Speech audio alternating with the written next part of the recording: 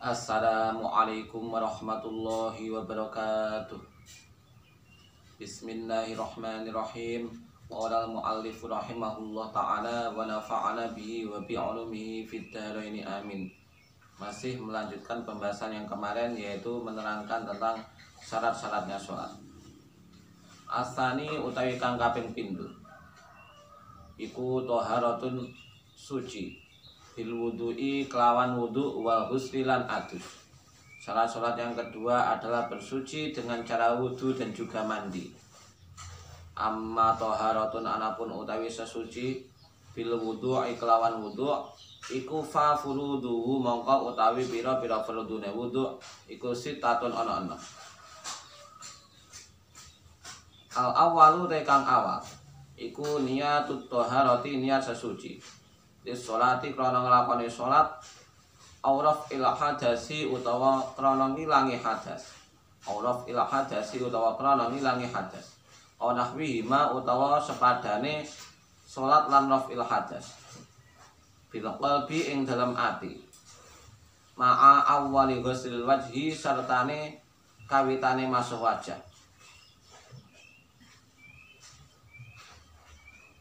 Adapun bersuci dengan cara wudhu, maka fardu wudhu sendiri itu ada 6. Yang pertama adalah niat bersuci untuk melakukan sholat ataupun bersuci karena menghilangkan hadas kecil ataupun semisalnya. Niat tadi itu tempatnya di dalam hati. Adapun mengucapkan niat dengan menggunakan lisan itu hukumnya sunnah, guna untuk menuntun hati di dalam melantunkan niat. Niat tadi tempatnya di dalam hati dan dilakukan ketika pertama kali membasuh wajah. Asani utawi kang kaping pindho iku ghuslul wajhi masuk wajah. Mimabda'i tasdihil jabhati awit saking kawitane ombone bathuk. Ila muntahal zaqoni tumeka maring katoke janggut. Wa minal uzuni lan saking kuping siji ilal uzuni maring kuping kang weneh. Illa batini lihyatir rajuli kejaba jerone jenggote wong lanang. Wa alidhi lan godhek lorone rajul al kasifaini kang ketel karone.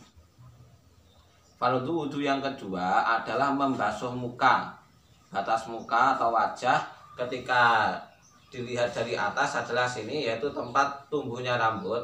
Pertama sini dari batok sini tempat tumbuhnya rambut, terus ke bawah sampai dagu, akhirnya dagu sini tempat tulang rahang ini yang biasanya ditumbuhi rambut, itu batas bawahnya. Dan juga dari daun telinga kanan, yaitu dari sini sampai daun telinga yang kiri sampai sini, itu batas lebar wajah. Jadi kalau dari atas itu dihitung dari sini tempat tumbuhnya rambut sampai dagu, dan kalau dari lebarnya itu dihitung dari kuping kanan sini sampai kuping kiri.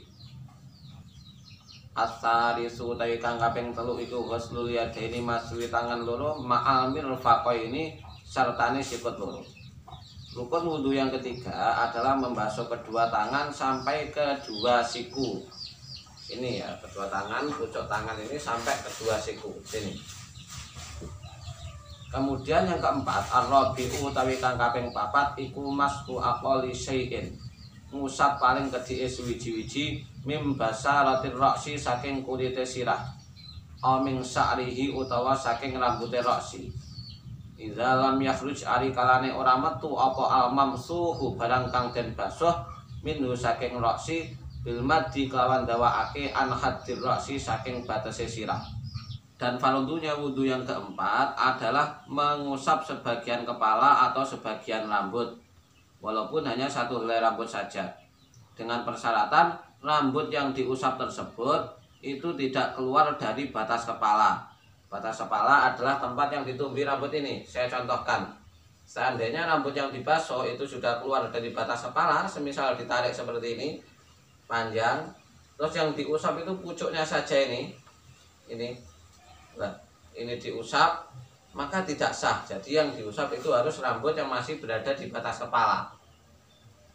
Jadi rambut yang masih berada di sini Atau kalau sini itu bisa rambutnya itu ditarik seperti ini terus yang dibasuh ini, itu tidak masalah, maka wudhunya itu sah. Tapi kalau yang dibasuh itu rambut yang panjang, atau biasanya kalau wanita itu rambutnya panjang terus yang dibasuh itu rambut yang panjang keluar dari batas kepala, maka wudhunya tidak sah. Kemudian al-khamisu kang kaping 5 iku ghuslur rijlaini maswi sikil loro ma'al ka'baini sartane polok loro.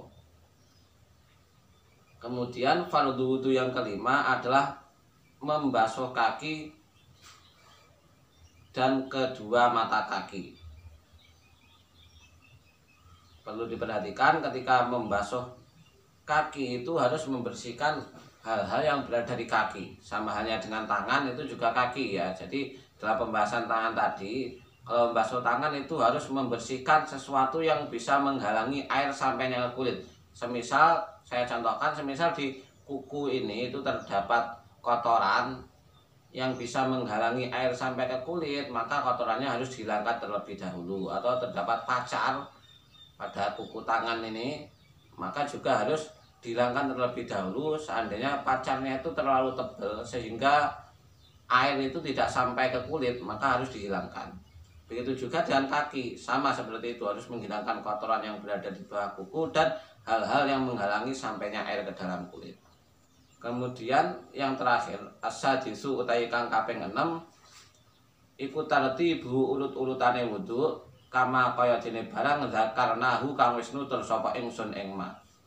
Kemudian fardhu wudu yang keenam itu adalah berurutan sesuai keterangan yang telah dijelaskan. Jadi pertama mulai dari niat, membasuh muka, membasuh tangan sampai siku-siku, mengusap sebagian kepala, kemudian membasuh kaki sampai mata kaki. Itu harus berurutan. Ketika dibalik, semisal membasuh kedua tangan baru membasuh wajah, maka hukumnya itu tidak sah dan harus diulangi.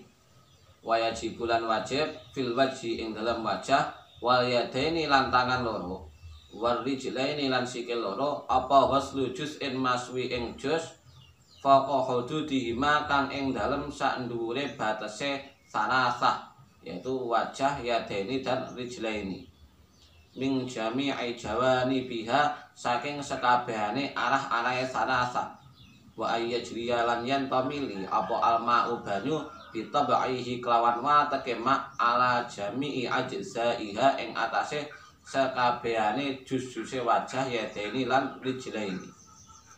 Dan disyaratkan ketika membasuh wajah, kedua tangan dan juga kedua kaki untuk membasuh juz yang berada di atasnya, maksudnya harus melebihi batas yang telah ditentukan. Semisal ketika membasuh wajah itu harus melebihi batas ini, batas wajah kan di sini, itu harus dilebih sedikit, agak dibasuh ke atasnya. Kalau membasuh bagian bawahnya juga harus sampai sini, bawahnya sini. Kalau dari sini ya sampai sini, melebihi sedikit karena untuk memastikan bahwa telah tercukupi. Kalau dalam tangan sama juga harus melebihi siku-siku. Tidak boleh kalau hanya sampai siku-siku saja, guna untuk memastikan bahwasannya anggota wudhu itu benar-benar telah terbasuh. Dan disyaratkan air yang digunakan itu harus mengalir pada ketiga anggota tadi, yaitu wajah, kedua tangan dan kedua kaki. Dan airnya itu haruslah air yang masih murni. Maksudnya bagaimana? Maksudnya air yang murni itu adalah air yang belum memiliki nama. Semisal saya contohkan air sumur, ketika masih berada di sumur itu dinamakan dengan air sumur. Kalau dipindah ke jeding namanya air jeding. Kalau dipindah ke galon namanya air galon. Itu adalah air yang murni, maksudnya belum memiliki nama. Namanya itu mengikuti tempatnya. Beda halnya dengan air yang tidak murni. Saya contohkan di sini semisal air kopi. Karena yang namanya air kopi itu ketika ditaruh di gelas namanya juga air kopi, ditaruh di ember juga air kopi, sama, sudah memiliki nama sendiri, maka di situ tidak bisa digunakan untuk bersuci. Wa yubtiluhu kullu ma kharaja minal quburi wal zuburi ainan wa rihan walam suhuma bibatinir rohati ilahunna wallahu ta'ala a'lam biswab. Wassalamualaikum warahmatullahi wabarakatuh.